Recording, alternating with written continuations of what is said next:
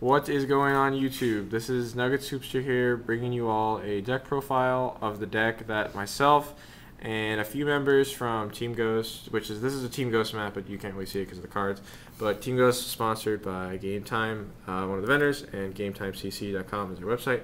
I would encourage you to go check them out. Really nice people, and they're always good to deal with. So, like I said, this is a 6 Sam deck that I played, and 3 people from Team, well, I actually don't know how many people from Team Ghost played it, but there was 5 of us total that played the 6 Sam deck, and we thought it would be a really good choice for Nationals because we expected to play quite a few Tengu plants, which we did end up playing quite a few Tengu plants, and I thought that the Tengu plant matchup was pretty good, and the only real problems that we came across were those really random rogue matchups, like for example, Mike and myself both lost to GBs, and we both lost to Blackwings, and Mike also lost to a Worm deck.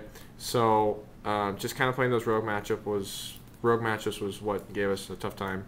But I think we're just going to go through the deck now, and then we'll talk a little bit more about matchups inside decking after that. So 3 Kizan, 3 Kagemusha, 2 Kageki, 2 Elder, 1 Grandmaster, Spirit of the 6 Samurai, Hand of the 6 Samurai, 2 Thunder King. For spells, we run 3 Asceticism, 3 Smoke Signals and Eroda, 3 United, Giant Trunade, Book of Moon, 1 Mystical Space Typhoon, 1 Gateway. For the traps, we run a Royal Oppression, Solemn Judgment, 2 Solemn Warnings, 2 Double-Edged Sword Techniques, 2 Musakani, 2 Fiendish Chain, and then 1 Rivalry. And then for the side deck, we ran 3 Puppet Plants, a Mizuho, a 2nd Grandmaster, 2 Pachycephalos, Mystical Space Typhoon and Dark Hole, and a Mirror Force, 2 Rivalry of Warlords, 2 Debunks, and a Chaos Chapel. So I guess the first thing that's really important to talk about is the difference between the Dojo sand builds and the Asceticism sand builds. We all thought that this card was a lot better than Dojo because it made it so you didn't have to special summon so many monsters to bring off the Kagemusha or the Kageki off of Dojo. So for example, you can open up Asceticism and Kagemusha or Elder, and then that's an instant Shien. Whereas with Dojo, if you open up Kageki and you're trying to get to Kagemusha, you have to have Kageki and a Kizan or a Kageki and a Grandmaster just to get to the one Kagemusha. Whereas this is a lot easier to make you Shien play. And also, I think the Asceticism build is very good because you get to run Elder. And Elder is very underrated as a card by himself because he doesn't take up your normal summon if you don't have any monsters and your opponent does. And also it's an Earth, so it helps you make Nat Beast, which is a very good card. Other things to talk about. 1 Grandmaster was cut just mostly because it doesn't really do that much for you. And that brings you to the next card, Spirit of the 6 Samurai. Spirit of the 6 Samurai is a very, very good card because it makes cards like Grandmaster and Kizan, which really don't do that much for you once they're out on the field. It makes them better because you can start gaining advantage off of that because you kill a monster and you draw a card, so that's good. The 2 Thunder Kings just were good meta calls, I felt. It's obviously good in the mirror match and it's good versus plants, so I think Thunder King was just good because it works against Sams and plants, which were the most played decks this weekend. And to talk about the spells, the only thing I have to say about the spells is that we ended up not running Monster Born because Monster Born makes you wait to use it on your Shien, whereas with Double Edge you can just activate it whenever you want and make another Shien. So Monster Born wasn't really that great, and it doesn't really help you set up that much. And then Dark Hole is also not being used in the main deck because your main goal is to drop Shien and just try to protect it, and Dark Hole doesn't really help you do any of that.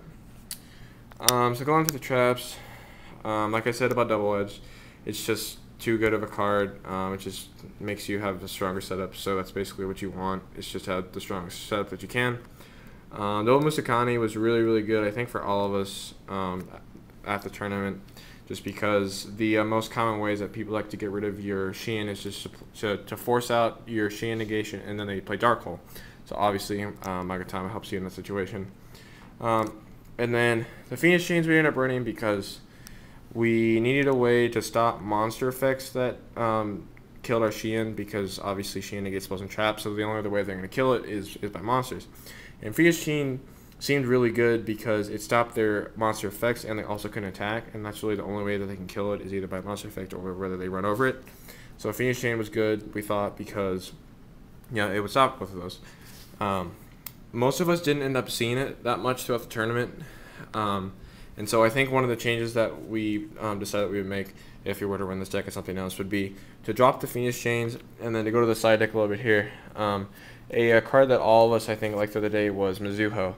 Mizuho is really versatile because it's similar to hand where you can tribute something to blow up something, but hand only does monsters, whereas Mizuho does spells and traps. And also something important to note is that with Asceticism, if you draw either Mizuho or whether you draw a hand, you can just summon one of them, play the Asceticism, bring out the other one, and then also you will have a instant tribute for either the Mizuho effect or whether or the hand effect, which you may need to do to blow up something. So drop one of the Fiendish Chains for the Mizuho because it's just really good to be able to bring it off of that. And then also the second space we didn't main because of room, but I just found myself citing this in a lot, and I know Andrew Salazar, who also played this deck, said that he wanted to cite this in a lot. So I would definitely be open to trying the MST in the main. So to talk about other cards in the side deck, Triple Puppet Plant we thought would be better because most SAM players are only citing 2. Puppet Plant is just really good. I mean, I think most people know that, but I think 3 is better than 2 just because you want to draw it as much as possible. The second Grandmaster is in there for rogue matchups like Blackwings and GBs, and it's obviously good if you draw it, but we just never seem to draw the Grandmaster when we need it versus those decks like GBs and Blackwings. Packy is a very good card against stuff like Water Synchro, Frog Monarchs. Even you can side it in versus the mirror match just to slow them down a little bit. Packy's definitely a side deck staple for many decks. Already talked about the MST. Dark Hole, it seemed like a good idea to set it in if you're going second versus certain decks, so that way you could Dark Hole and then set up. So Dark Hole is Dark Hole, so very good. Mirror Force we didn't feel was good enough to main because because it's not that good versus Plants and Samurai, because Samurai can just Shien negate it, and Plants they just synchro and get all their pluses, and then Mirror Force doesn't really help you in that situation. Rivalry is a really good card in general. That's sort of why we made 1, is because it totally shuts down decks like Plants and Frog Monarchs, Water Synchro, stuff like that. So citing 2 more just makes it so that makes it so that you can draw it more, and it's sort of like a game-ending card if you can keep it out there. The 2 Debunk was probably my favorite card of the whole weekend.